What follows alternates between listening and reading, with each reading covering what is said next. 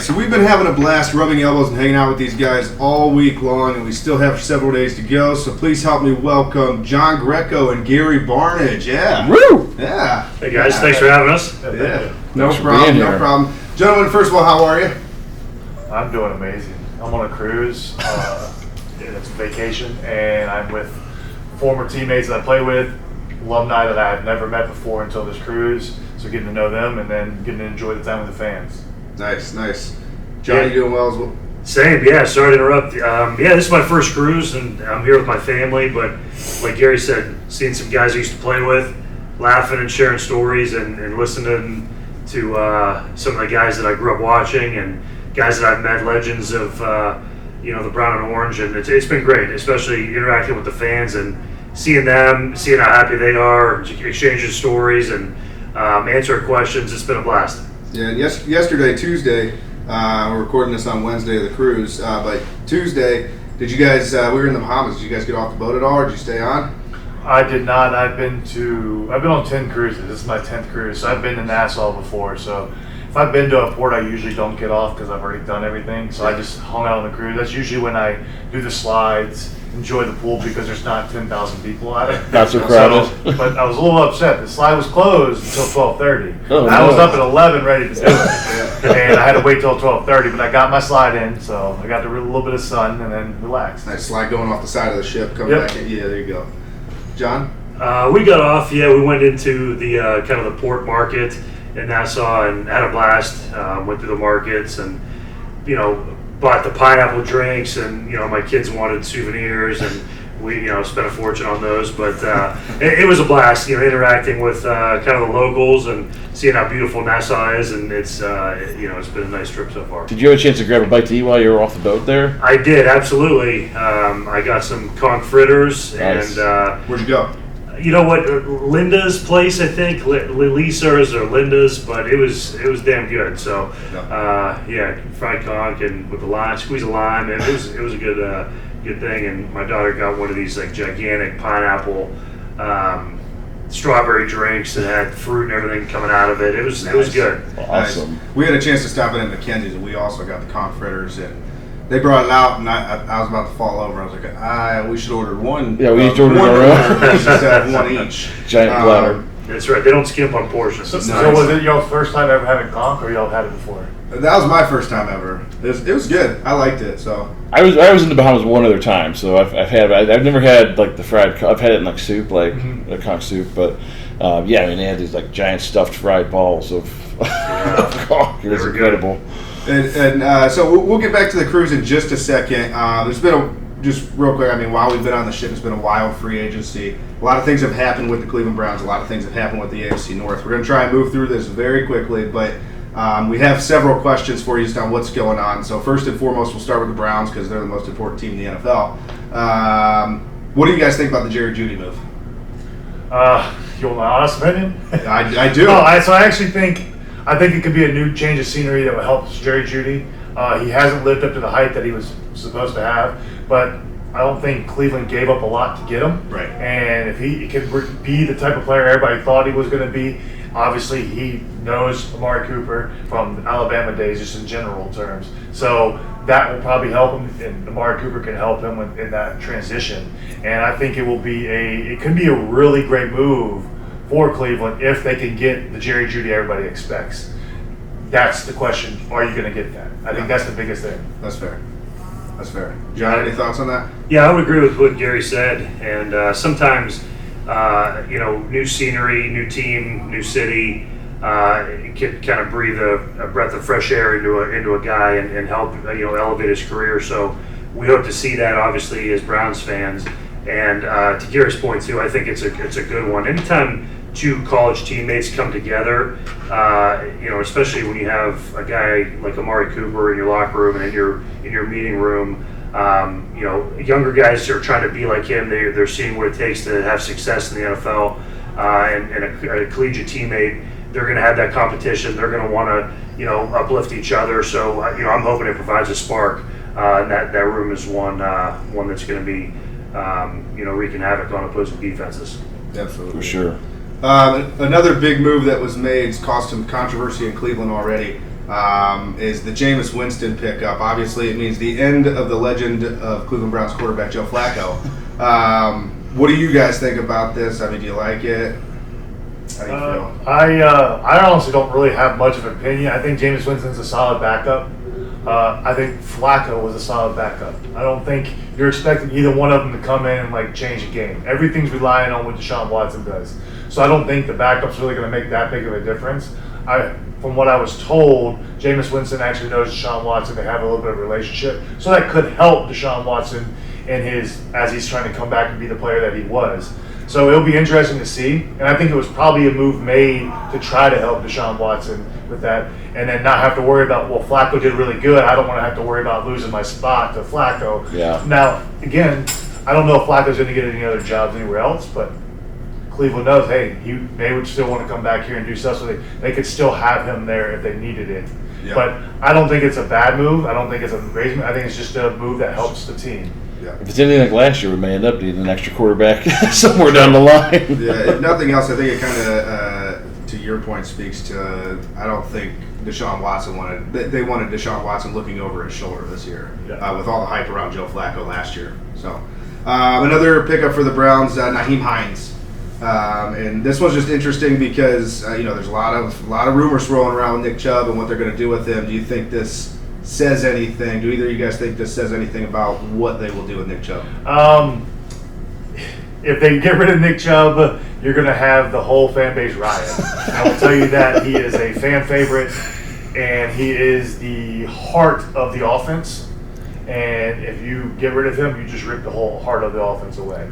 And yeah, I don't think he's going to be ready to start the season. I don't think he's going to be ready till middle of the season, but middle of the season, Nick Chubb is still better than a lot of the backs in the NFL.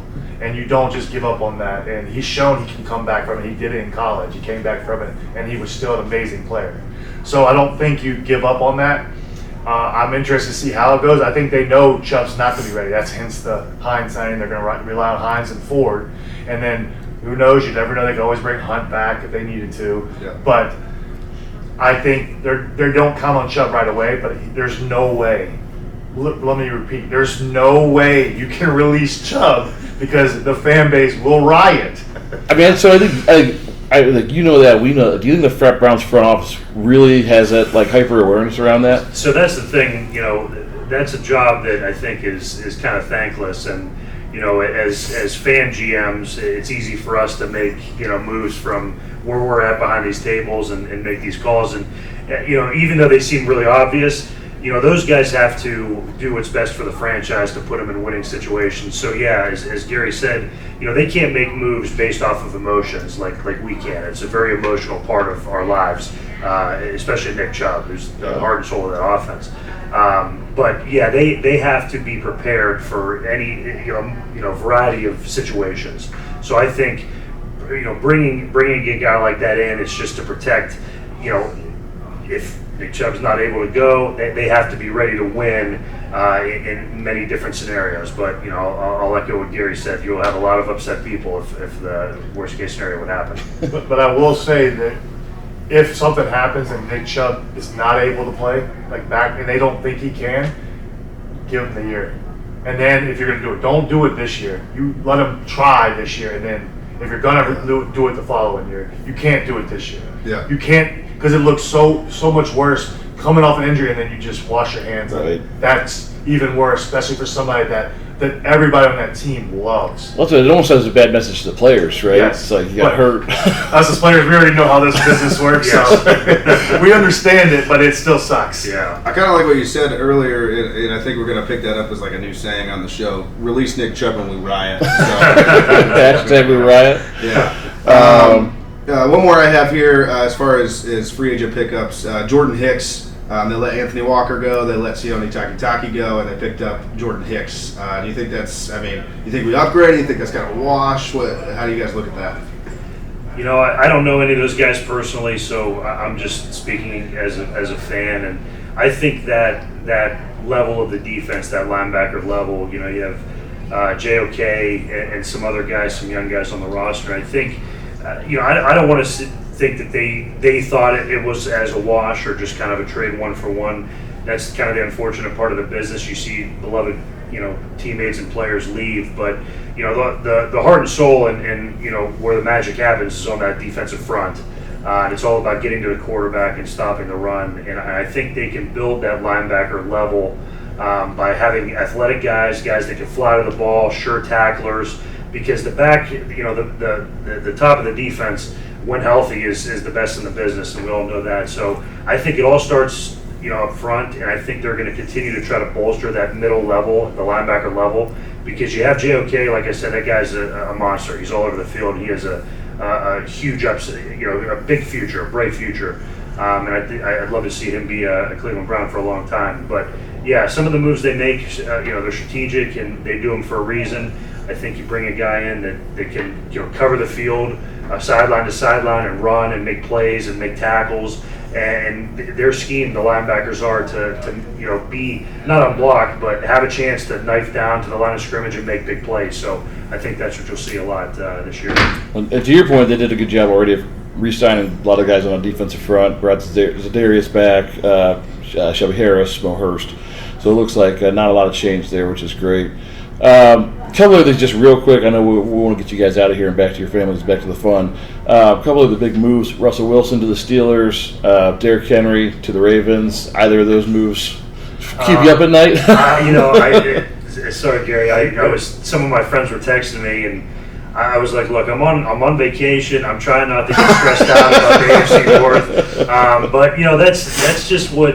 We think it's one of the best divisions in football, and I think it will always be a competitive one, and it'll be tight every year. And it just comes down to how important those divisional games are for playoff spots. So yeah, nothing surprised me there, and you saw some big names being tossed around, and that's what's great about early March, mid-March. You see guys changing teams, and it gets back to the conversation we just had about a fresh start, a new face, a new city might help elevate a guy's career. And Russell Wilson, I mean, we all know what he did in Seattle and Denver. For whatever reason, it just didn't seem like it worked out, even though he had some great games. And I thought he and Sean Payton would have been a great combination, but it just didn't work out. So Mike Tomlin, man, he's sneaky, as we all know. He's a great coach, and that division, just when you think like you can climb the ladder and you have the clear advantage, those two organizations make moves, and let's not forget Joe Burrow's going to be healthy, and Cincinnati with getting rid of Joe Mixon, and the T. Higgins news. Yeah, I saw that. So the division is getting stronger, and I think the Browns are in a great spot. If they stay healthy, they'll be in the consideration for winning the division. Gary, I was going to say, you like you you look said, like you want to jump in. The worst thing was the fact that Derrick Henry signed with Baltimore. That is the worst. But I will say the positive is the strength of the Browns team is that defense. So if anybody can withstand a Derrick Henry being on Baltimore, is the Browns. That front, like you said, the front line. Yeah.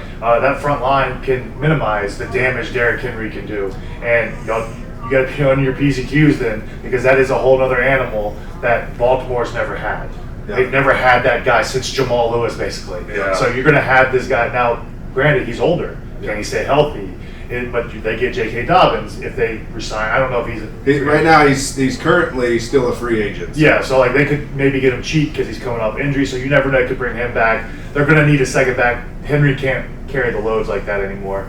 But that's probably the worst signing that could have happened in that division, because they went to Baltimore. The silver lining there, I think, is that one, the Browns held Derrick Henry to 20 yards last year on like 19 carries, so it was a pretty phenomenal job out of that. And the other one is, while that was a great pickup for their offense, as a team, they're kind of having a mass exodus over there. I think they've lost like 8 players so far in free agency. Yeah. So. Well, they lost their heart and soul of the defense in Patrick Queen. So. Right, and he went to division rival. Yeah. That's a whole other thing. But no, speaking of the AFC North, the Burning River Sportscast has a yearly AFC North pick'em competition that runs the length of the season. We call it King of the North.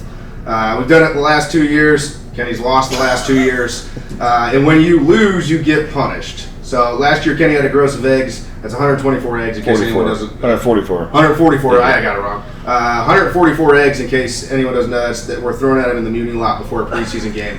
How'd that feel, Kenny? It was terrible. It was awful. It was- I also kept the eggs in a cooler full of ice, so they were pretty frozen. Oh, by the time I was we going to say, did he have to go to the game with all the eggs on him? No, we let him get out of that. But with I all had to sleep that off for a couple of days. yeah, he was hurting pretty good. I was all but, bruised up. With all that being said, we've not decided the punishment for losing this last season. We haven't decided what that would be. So, do you guys have anything off the top of your head that we could punish him with? I love trying new foods, so I like trying different things, and a lot of people don't like trying crazy foods. I am always a opponent of trying to make people try crazy out there foods. I'll give you one right now. One of my buddies, his wife is Filipino, and balut is one of their national things. And balut, I've been told, is terrible. I'm gonna try it. What is a balut? It is a fermented duck egg that you eat. I'm in. You want to eat some balut? That is something I always recommend that because you're gonna get an expression of having to eat something and you have to eat the whole thing. And that's a whole nother aspect. And Nah, I don't like it is, but it's a national delicacy in Philippines, so it's loved by many. I haven't tried it yet, Would but not like that. I think you should have to jump into Lake Erie in December or January. Hell yeah, that's what I said. That's what I said. Awful cold. Both. Then. Yeah. You have to eat it, then jump in. Yeah, you have to eat the egg and then jump in the lake. I don't like you two together. And then real quick, just back to the cruise. We do have just a couple more questions about the cruise for you guys. First of all, what are you guys looking forward to on the rest of the cruise the most? I would say I'm actually really looking forward to the beach party aspect because I've been on cruises, but I've never really done a beach party. And people have let things slip. There's some surprises in store. I don't know what they are, Gary, but getting I'm behind the very scenes looking look, forward yeah. to it, what those are, because I'm all about like the surprise aspect and keeping people off guard. And so I'm actually looking forward to see that whole beach party. I think it's going to be a great thing for the fans. I think us players are going to have a good time with it, so it's going to be a lot of fun. I think it's been cool just to, having dinner with different fans and seeing everybody. And, even though we're on a big cruise ship with thousands of people and the Browns are kind of a small chunk of that, it's nice because if you see somebody with the Browns lanyard or a brown shirt or jersey, you're stopping, you're talking to them, you're taking a picture, you're signing something, sharing stories. But the dinners have been great because, my wife and I always talk about this. It's like, these fans, they don't ask dumb questions. They ask hard-hitting questions. They ask great questions. And it's nice to tell them things that no one else would know and they can't get the answer to unless they talk to a player. So it's been great to share stories, share experiences, and then you see their face when you tell them something they either weren't expecting or it was like the last thing they were ready to hear or expecting to hear. So that's been my favorite part of just, kind of slowing it down, interacting with fans, and you give them a sense of who you are. That way, they're not just looking at your number on the back of your jersey or through your face mask. Yeah, it's been awesome. I know we had dinner with Ben Davis, and man, the stories that guy has from when he played are insane. And just a quick thing, and in case anybody doesn't know, he still holds the Cleveland Browns record for an interception in 7 consecutive games. Wow, so that's pretty wild. That's great. No, I think the final thing we just we're thinking like if you were a fan that passed this thing up this year, like what would you say to those guys if they're thinking about maybe doing another one next year? Don't wait to sign up next year because my guess is that they will open it up a little bit more and invite more fans. And I think actually Gary and I were talking after the autograph session. I think once fans that missed out on this or maybe said, "Oh, I'll wait to see how it goes," once they see kind of the behind the scenes footage and action of what they missed out on, I think it's going to sell out really quickly and be a great event for years to come. Yeah, I think there's going to be a wait list. I truly do, because this is something that they're going to cap it at a certain number. Only a certain number are going to do it. So only the select few that actually want to do it and book it are going to get on it. And I think they're eventually going to run into having a wait list for years if they keep doing this, because this is something that is a very unique, especially with alumni. Yeah. Like the active players, you'll see them at games, you might get autographs, you may see an autograph session. Very rarely do you get to hear from the alumni and see the alumni and still catch up with them and get the in-depth history of what happened during their time playing. That you're never going to get that. So I think that's a huge thing, a huge testament to what doing the alumni aspect of it. Yeah, I think to that point, I mean, like the ratio of like your group to the folks on board, like it allows for that kind of like really organic just conversation. So I will definitely have to keep it capped at some level for sure. Yeah, absolutely. So, listen, guys, we could come up with things to talk to you about all day. We really could, but we know you want to get back to mingling with fans, enjoying your family, enjoying the amazing cruise experience that we've been on. So we really do. We appreciate you taking the time to join us. It's been great. And yeah, everybody, this is the Cleveland Browns fan cruise. We have fun. So Inaugural fan cruise. Yeah. Thanks a lot. Thank you for having us. Thanks, guys. Yeah, it was fun.